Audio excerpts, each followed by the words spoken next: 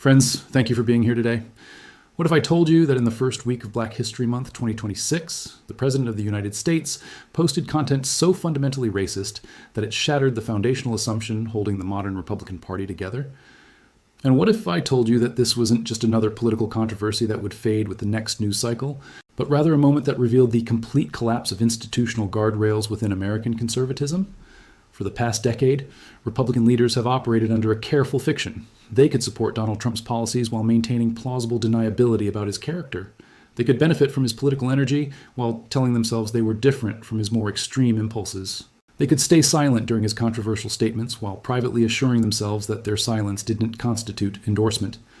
That delicate balance died at 11:47 p.m. on February 5th, 2026, when Trump's Truth Social account published a video depicting Barack Obama and Michelle Obama as apes swinging through a jungle.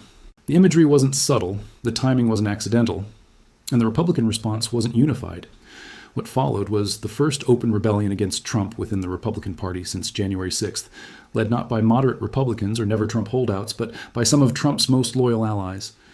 The crisis began, as these disasters often do, with what appeared to be routine Trump social media activity. Late Thursday evening, Trump shared a video that initially focused on familiar territory, recycling debunked claims about voting machine irregularities in the 2020 election. For the first 50 seconds, it was standard Trump content, the kind of election conspiracy material his base had seen hundreds of times before. Then, without warning or context, the video cut to a clip from what appeared to be an animated recreation of The Lion King, except the faces of Barack and Michelle Obama had been superimposed onto the bodies of cartoon apes. The song The Lion Sleeps Tonight played in the background as the former first couple swung through digital trees for approximately 3 seconds before the video returned to election footage and ended. The racist imagery lasted less than 5% of the total video duration. But those 3 seconds represented a crossing of lines that many Republicans had convinced themselves Trump would never cross. At least not so explicitly, at least not during Black History Month, at least not when the party was trying to rebuild relationships with minority voters. The immediate response from Trump's closest allies revealed the magnitude of the crisis. Senator Tim Scott of South Carolina, the only Black Republican in the Senate, and a man who had spent years defending Trump against accusations of racism, issued a statement within hours that shattered years of careful political positioning.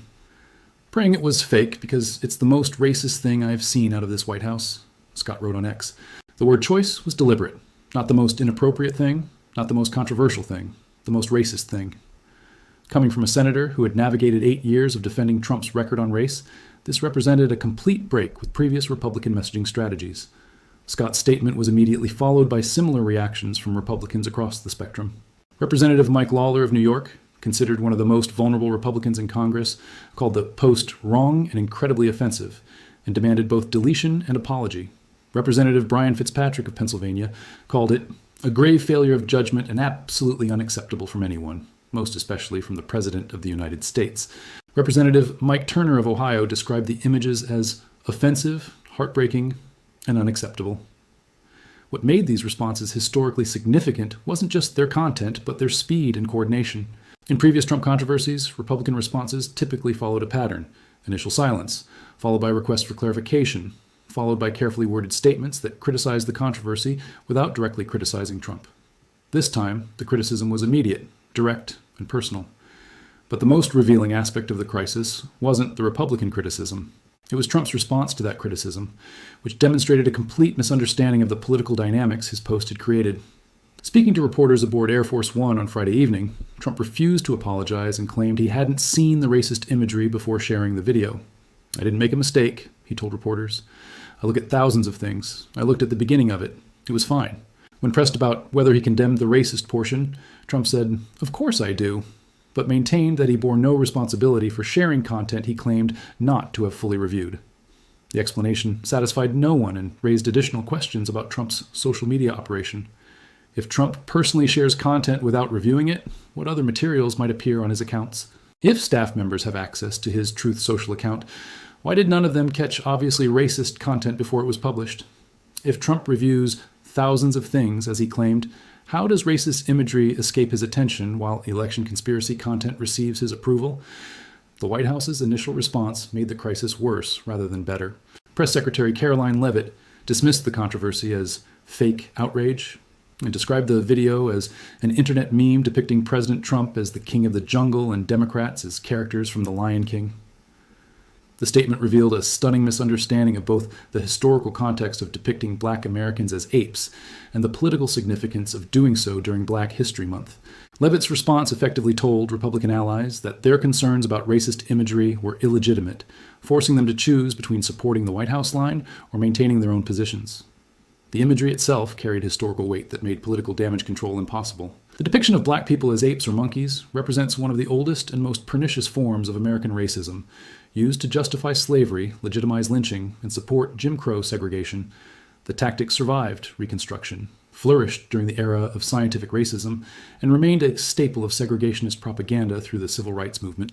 The fact that this imagery was deployed against Barack Obama, the first Black president, and Michelle Obama, the first Black First Lady during the first week of Black History Month, created symbolism so heavy that no amount of political spin could minimize its impact. The timing amplified the damage exponentially. Black History Month exists specifically to counter centuries of racist imagery and celebrate African American contributions to American society. Publishing racist caricatures of the most prominent Black political figures in American history during this period represented not just poor judgment, but active hostility to the educational and cultural purposes of Black History Month itself. The broader implications extended far beyond social media controversy or even racial politics. The episode revealed fundamental weaknesses in Republican Party structure that could reshape American conservatism. For years, Republican leaders had maintained power by threading an impossible needle, benefiting from Trump's populist energy while maintaining distance from his most controversial impulses. They could support his policies while claiming they didn't endorse his methods. They could remain silent during his controversies while arguing that silence didn't equal agreement. The Obama video made this position unsustainable. Either Republican leaders supported sharing racist imagery of former presidents, or they opposed it. Either they believed such content was acceptable during Black History Month, or they didn't.